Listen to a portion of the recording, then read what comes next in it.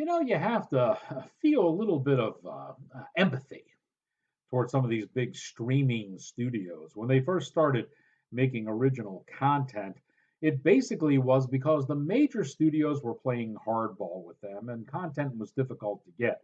Outrageous prices. The streamer said, "We'll make our own." The big studios laughed. But now, with this pandemic of fear, the streaming studios have grown into some major competitors for the Hollywood establishment, and they're even vying for those gold statues at the end of the year. Now, some streamers have found a niche and stay in it. Shutter, for example. You know what you're going to get when you tune into them. But some of the bigger studios like Amazon and Netflix and even Hulu have to avail themselves to a much broader and eclectic audience. And when that happens, sometimes you're going to get clunkers. Cinematic class is about to begin. Your professor is in. Greetings, salutations, another sundry affair. I am your cinematic professor and the purveyor of truth in movies. Tonight's lesson plan is a movie that comes to us from the Netflix studios, and it's called Pieces of a Woman. Now, that should already, you know, if it's not a slasher film and they're chopping up the woman and that's where the pieces are coming from, this one's going to have an agenda and an ideology through it, and this one certainly does. It's basically an exercise in trying to make a heroic woman by her espousing rather progressive ideologies. And it's for guys, and, this is going to be boring as sin. It really is. I know I struggled to get through it. It's just not interesting. Now, it's what they call a chick flick. So if you have a lady and you owe her a favor, and she wants to spend the night together and watch a movie, and it's her turn up, you may have to go with this one. But oh my God, Martin Scorsese is one of the executive producers in this, and he has a family member who has a smaller part, and so he's kind of pushing it for that purpose. But you can tell even in the press junkets where he talks, he is really straining to find something to say good about this movie. It's just not for the general public. And unless you're some kind of staunch progressive feminista, this ain't going to wash.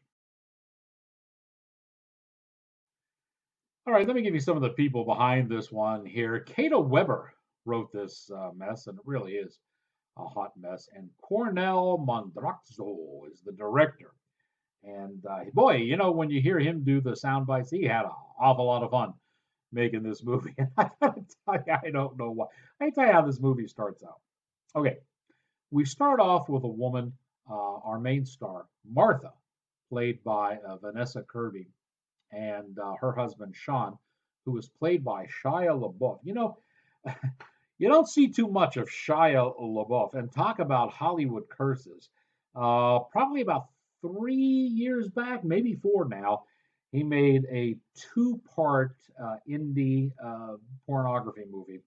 And boy, ever since he did that, oh, wow, his roles have been few and far between. I mean, at one time, he was considered the heir apparent to the Indiana Jones role, and now forget that. That's off the table.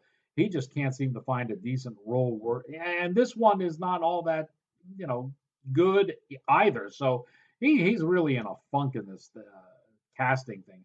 Probably time to change agents and totally change his image. He's got to get rid of that porn movie they made in his past. It's not doing him any good at all. Anyway, Martha is pregnant, and she has decided that she is going to do a home birth. Now, all right, already, I could see all the Earth mothers just spazzing out at this point, but the whole home birth thing, no, people, come on.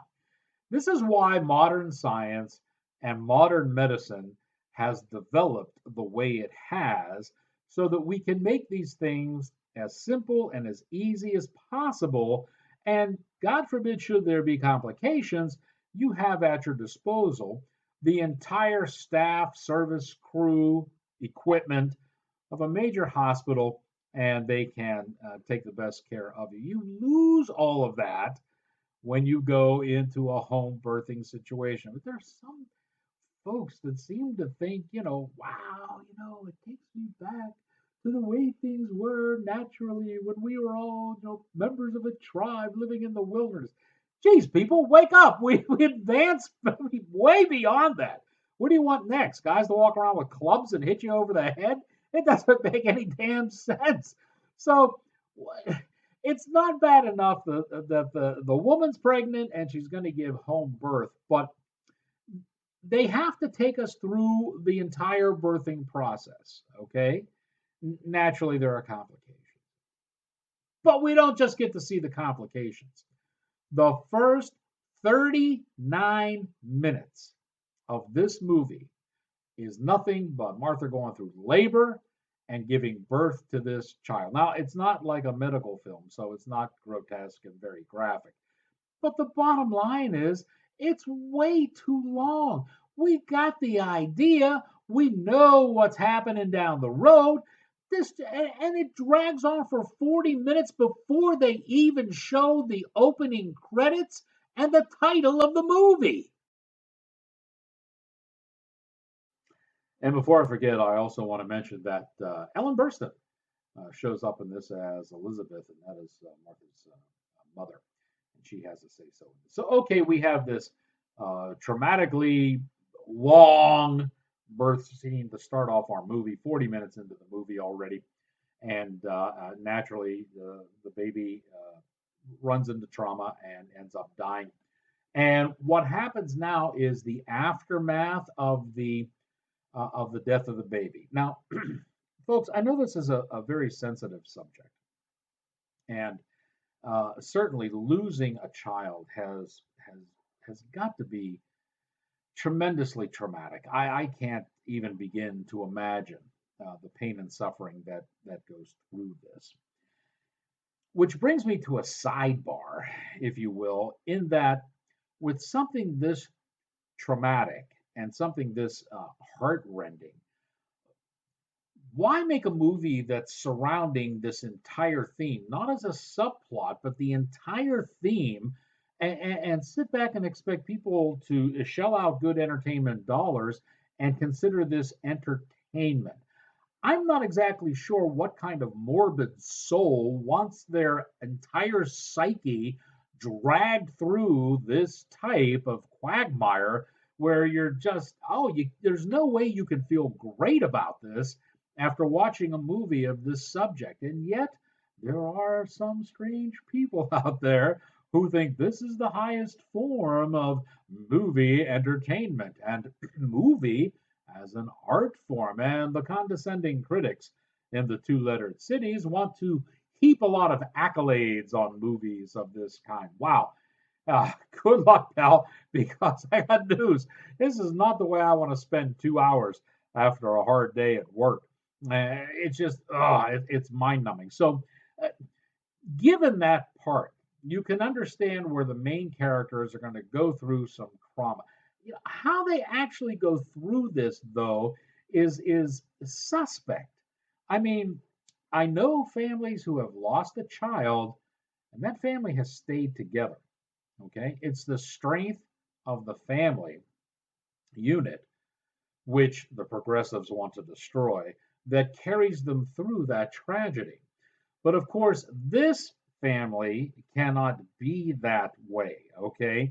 This family is unable to cope with the tragedy, and as such, we have a lot of different, very progressive ideologies sinking into the script.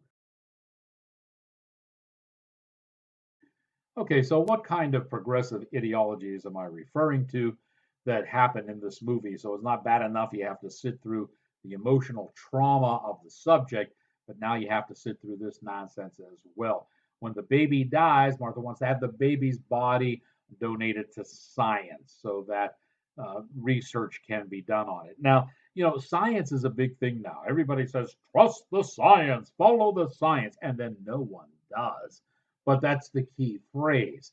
And so, because she wants to donate her baby to science and have it, I don't know, dissected and parts removed, whatever they do with it, she's suddenly a demon and she's not good. And her family is criticizing and ostracizing her because she wants to donate the body to, and they're insisting that they have some type of funeral. Martha, why bother? I'm giving the body away. Now, remember, this child was actually alive probably 20 minutes at most, okay? But everybody, we need to do the old fashioned way. And so what they're pitting here is the new progressive think against the old traditional values. And of course, you're pushed to side with the progressive values. Now, they don't let Martha grieve in her own way either. I mean, certainly if you lose a child, you have to grieve. And, in true progressive fashion, she does not grieve in the arms of her husband. Instead, she goes out to a nightclub and finds a black guy, because most white women, when they're grieving seriously, decide to, have an interracial relationship. Okay. Nonsense. Okay. But we're spoon fed this in the movie. Okay. As far as Sean is concerned, he needs to grieve desperately. His wife is not there for him and can't. And as a result, when he is given the opportunity to just walk away from his marriage, he jumps on it. You know what? I don't think this marriage was born on very strong foundation. If it takes, just the slightest nudge to get the guy to walk out the door, and certainly Elizabeth provides him with that nudge.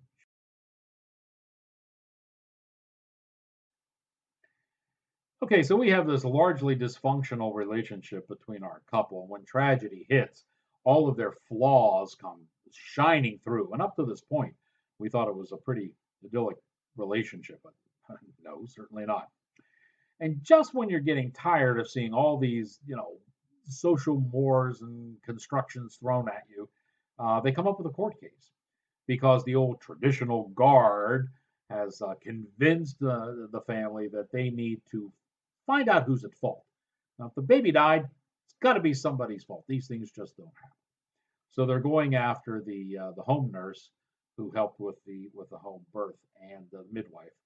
And when the court case comes, it adds a little bit more tension, a little bit more drama to the story. So just when you're ready to shut it off and say, "I forget this nonsense," that picks up and carries you, helps carry you to the end. Then what we have here is an ideology that's produced inside the courtroom that says basically suing is bad. Accidents will happen, and you don't need to sue people, for things that go wrong.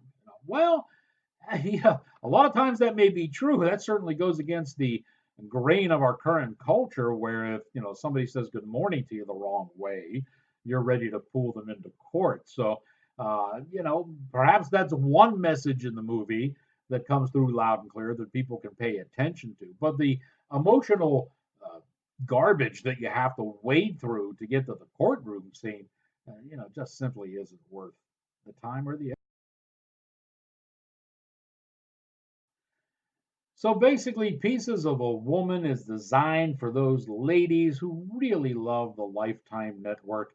If you're into a chick flick, you got a girl that's into a chick flick, she'll probably find some value in this. Guys, I'm telling you right now, there isn't anything, even the presence of someone like Shia LaBeouf is not good enough to pull this thing through. It's a typical feminist type story where the man does just about everything he possibly can to help his wife through this thing, and everything he does is being rebuffed. It's just, it's no, sorry.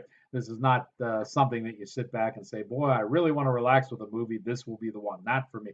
That I do try to find something good to say about every movie. So I will tell you this. In the very beginning of the film, as background music, they play Sigur Rós. I'm sitting there going, hey, I know that song. Yeah. And that believe me, ladies and gentlemen, is the highlight of this movie from Netflix called Pieces of a Woman. And now that you have learned what you have learned, here endeth your lesson.